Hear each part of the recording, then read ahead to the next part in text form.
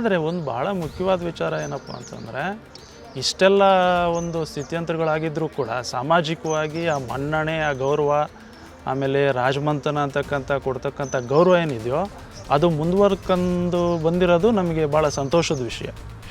ಆಮೇಲೆ ಈ ದಸರಾ ಕಾರ್ಯಕ್ರಮಗಳಲ್ಲಾಯಿತು, ಆಮೇಲೆ ದೇವಾಲಯಗಳ ಪೂಜೆ ಪುನಸ್ಕಾರಗಳಲ್ಲಾಯಿತು, ಎಲ್ಲ ಒಂದು ಭಾರಿ ದಿನಗಳಲ್ಲಾಯಿತು, ಮೊದಲನೇ ಪೂಜೆನ ಆಮೇಲೆ ಗೌರವ ಆಧಾರಗಳನ್ನು ನಮಗೆ ಇವತ್ತಿನ ದಿನ ಕೊಡ್ತಕ್ಕಂಥ ವಿಚಾರಗಳು ಇಲ್ಲಿವರೆಗೂ ಸಾಂಸ್ಕೃತಿಕವಾಗಿ ನಡ್ಕೊಂಬಂದಿರೋದು ಒಂದು ಅಸ್ತಿತ್ವ ಉಳಿದಿದೆ ಪಾರಂಪರಿಕವಾಗಿ ಅಂತ ಹೇಳೋದು ಬಿಟ್ಟರೆ, ಆರ್ಥಿಕವಾಗಿ ಬಹಳಷ್ಟು ಚೇಂಜಸ್ ಆಗಿದ್ದಾವೆ.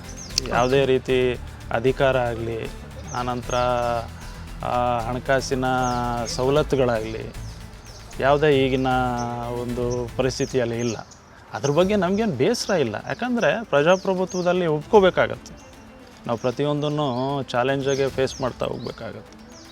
ಇಷ್ಟು ಸದ್ಯದ ಪರಿಸ್ಥಿತಿ ಬಿಟ್ಟರೆ, ಐತಿಹಾಸಿಕವಾಗಿ ನಮ್ಮ ಒಂದು ಜರ್ನಿ ಬರುತ್ತಲ್ಲ, ಅದು ಭಾಳ ಒಂದು ರೀತಿ ರೋಚಕವಾದ್ದು.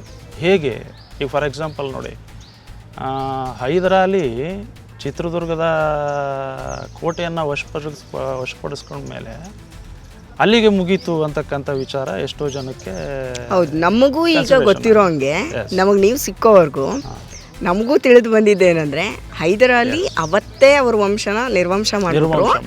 ಸೊ ಯಾರೂ ಇಲ್ಲ, ಈಗಿರೋರು ಯಾರು ಅಂತ ಕೇಳೋ ಅಂತ ಒಂದು ಕ್ವಶನ್ ಮಾರ್ಕ್ ಖಂಡಿತ ಇತ್ತು ಸರ್. ಈಗ ನೀವು ಸಿಕ್ಕ ಮೇಲೆ ನಮಗೊಂದು ಕ್ಲಾರಿಟಿ ಸಿಗ್ಬೋದು ಅನ್ನೋ ಆಸೆ ನನಗೂ ಇದೆ.